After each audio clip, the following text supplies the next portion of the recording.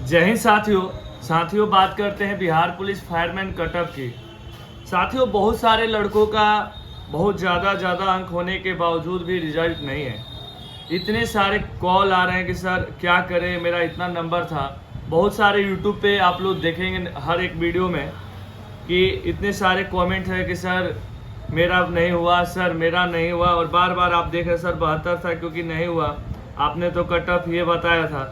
सारे कमेंट हम आपको यहाँ से आप खोल के भी हमारे चैनल पर देख सकते हैं। और नहीं हुआ।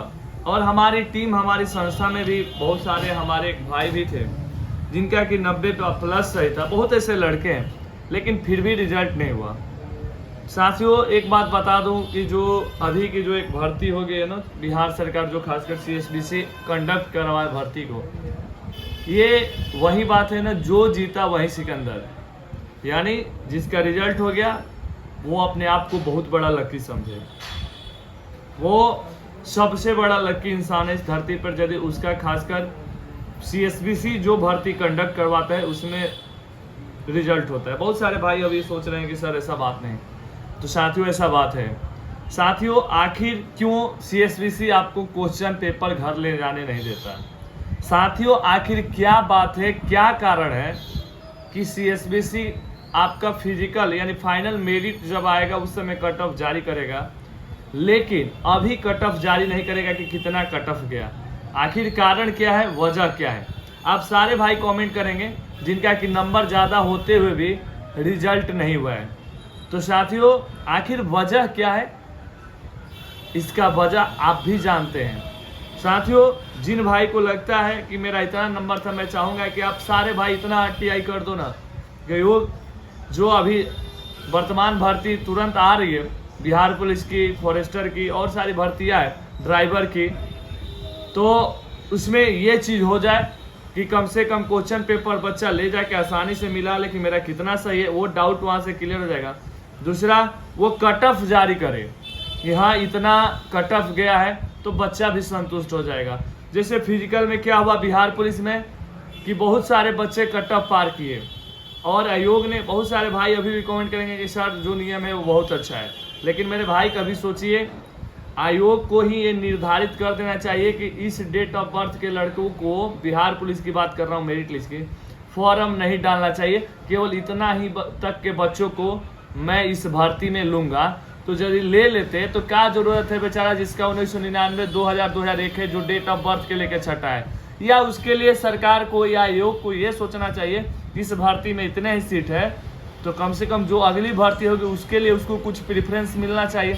ऐसा कुछ नियम आना चाहिए, क्योंकि परिवर्तन ही संसार का नियम है। यदि ये कानून बना है, ये हमारे जो कानून लागू हुआ है, जो नियम लागू है, जो धाराएं लागू है, ये लिखने वाले हम लोगों में से ही कोई एक इंसान होंगे। तो गलतियां किसी से भी हो सकती है, लेकिन उसमें सुधार किया जा सकता है। आज बहुत सारे भाई जिनका फायरमैन में रिजल्ट नहीं हुआ है, मैं देख रहा हूं, और मैंने अपने हॉस्टल में भी देखा, अपने भाइयों को देखा, बहुत सारे लोगों को जानता हूं इतना करीब से।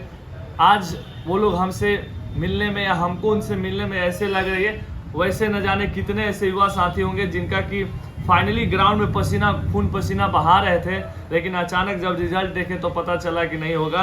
अब गांव समाज या और लोगों के सामने वो एक बिग चैलेंजिंग होता है, क्योंकि बेरोजगारी हमारे देश, हमारे समाज में सबसे बड़ी समस्या है। तो उस बेरोजगारी से निकलना, और दूसरा समस्या ये रहता है ना लोगों के नज़र में कि चलो ये बोल रहा था, अपने आप को बहुत होशियार समझता है, इसका ये रिजल्ट हुआ है, नहीं वही झूठ बोलता है, बहुत सारी बातें होती है। दूसरी बात आपकी परिस्थिति रहती है, घर में हर माँ बाप को ये उम्मीद रहता है, ये अरमान रहता है कि चलो इस वैकेंसी में, नहीं तो इस वैकेंसी में मेरा बेटा का रिजल्ट हो जाएगा, मेरा बेटा को जॉब हो जाएगा, बेटा मेरा प्रशासनिक क्षेत्र में जाएगा, मेरा बेटा पुलिस बनेगा। तब तक पता चलता है कि सारे अरमान टूट जाते होंगे। ना जाने इस रात में कितने ऐसे भाई होंगे जो आंखों में आंसू लिए हुए, नींद तो आएगी नहीं लेकिन सोने का प्रयास करेंगे, भूख लगेगी नहीं लेकिन लोग कहेंगे धास देंगे। सिर्फ एक ही बात लोग कहते हैं, खा ले बेटा अगला बार नेक्स्ट वैकेंसी। अरे भाई कब तक वैकेंसी? बहुत सारे भाइयों का लास्ट स्टेज होगा। तो कुछ क्या बोलूं मेरे प्यारे साथियों, कुछ समझ में नहीं आ रहा है। मैं एक ही बात बोलूँगा क्या कि यदि ये मेरी बात आयोग सरकार तक जा रही है, तो उन बच्चों के साथ, उनके भविष्य के साथ खिलवाड़ न किया जाए। जो भी आगामी कम से कम एग्जाम हो रहे हैं, क्वेश्चन आप उनको साथ दें, साथ ही साथ कट ऑफ जारी करें, ताकि बच्चा ये संतुष्ट हो जाए, कार्बन कॉपी दे दे और आसानी से वो मिला सकता है कि मेरा कितना सही है। तो साथियों, जितने सारे भाई देख रहे हैं, यदि आपका फाइनली सिलेक्शन नहीं हो पाया है, आपका रिजल्ट नहीं आया हो, चाहे Bihar police final merit list में या आज बिहार पुलिस अग्निशमन सेवा में, कोई बात नहीं, हताश निराश मत हुए। ये ज़िंदगी उसी के साथ खेलती है जो खिलाड़ी बेहतरीन होता है। मेरे भाई, लाइफ में यदि आप हार नहीं मानते हो ना, आने वाले दिनों में आप कुछ बेहतर करोगे, आप वो करोगे जो कोई और नहीं किया है। तो साथियों, मैं समझ सकता हूँ आपके हताश निराशा लगी होगी, समझ में नहीं आ रहा है कि किसी का, मैं देखा अभी ग्राउंड में भी गया तो 75 है, 76 है, किसी लड़के का 90 भी है, 85 भी है, 87 भी है, तो उसका रिजल्ट नहीं है। तो किस आधार पर कैसे रिजल्ट होता है, क्या होता है, कुछ समझ में नहीं आता है। और मेरे को नहीं समझ में आता है तो आप लोगों को कैसे समझ में आएगा। साथियों, लास्ट में एक ही बात बोलूँगा, अपने मम्मी पापा के सपनों के लिए, अपने सपने को पूरा करने के लिए जिद्दी बनिए, जुनूनी बनिए, संघर्ष करिए।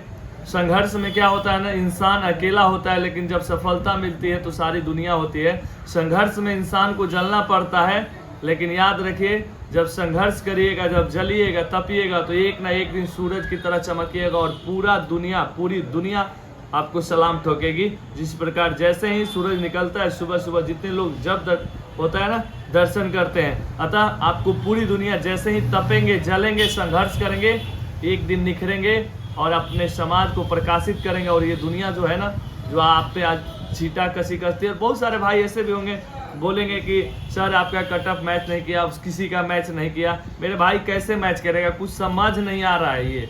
ये कैसे, किसी का कम भी नंबर है उसका रिजल्ट होता है, किसी का ज़्यादा भी है उसका नहीं होता है। और दावे के साथ कहता हूँ, जो बिहार पुलिस में जो मेरिट लिस्ट गया है, वो जो ईबीसी कैटेगरी का 72 गया है, बीसी का 72 गया है, जनरल का 76 गया है। भैया, हम भी दौड़ते हैं, आप भी दौड़ते हैं, सबको पता है। और उस चिलचिलाती धूप में हर एक लड़का का पैर फट जाता है।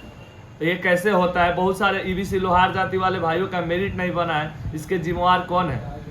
कोई जवाब देगा? इसमें भी बाद में ये मांगा जाता है, इसका जिम्मेवार कौन है? 3 महीने बाद ये बोला जाता है कि लोहार जाति वाले ईबीसी कैटेगरी में ना रह के, एसटी कैटेगरी में ना रह के ईबीसी कैटेगरी में आएंगे और वो अपना ये चीज़ जमा करेंगे। तो इसके जिम्मेवार कौन है? या तो सरकार जिम्मेवार है या ईबीसी? नहीं, जिम्मेवार तो हम लोग है कि वैसे लोगों को चुनते हैं, बनाते हैं, हम सभी जिम्मेवार हैं। अतः मेरे भाइयों, मैं समझ सकता हूँ इस अंधेरी रातों में आप कहीं ना कहीं आज अकेले होंगे, हताश होंगे, निराश होंगे। उसका हो गया, मेरे ही जैसा उसका भी नंबर आया था लेकिन मेरा नहीं हुआ। कोई बात नहीं बेटा, तुम लाइफ में कुछ अच्छा करने वाले हो, क्योंकि याद रखो, ऐसा कुछ नहीं कि जिसका हो गया वो बहुत बड़ा 30 मार खान हो गया। बेटा, तुम भी कुछ करोगे, तुम ऐसा करोगे कि लोग तुम्हें जानेंगे, कहेंगे। और याद रखो, हारने के बाद जो जीतता है ना, उसी को तो साथियों बाजीगर को बोलते हैं।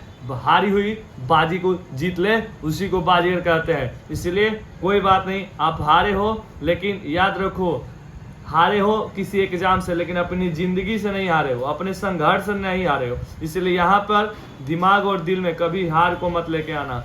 हार यहाँ और यहाँ नहीं आना चाहिए। हार गए, कोई एग्जाम में रिजल्ट नहीं हुआ, कोई बात नहीं बेटा, नेक्स्ट टाइम बेटर होगा आपके लिए। एक बार पुनः पूरी टीम गुरुजी की ओर से सारे फायरमैन अभ्यर्थियों को, जो ये कट ऑफ वीडियो देख रहे हैं, इस पर क्या ही बोलूँ, कुछ समझ में नहीं आ रहा है। तो इसलिए जितने सारे अभ्यर्थी हैं, सभी को जिनका हुआ ढेरों सारी शुभकामनाएं, बधाई है कि आपका ड्रीम पूरा हुआ। लेकिन उन अभ्यर्थियों का जिनका सपना अधूरा रह गया, उनको और उनके प्रति संवेदना प्रकट करता हूं और भगवान से प्रार्थना रहेगी कि जल्दी आप लोगों को भी जो आपका ड्रीम है, सपना है प्रशासनिक क्षेत्र में जाने का, वो सपना पूरा हो। जय हिंद, वंदे मातरम।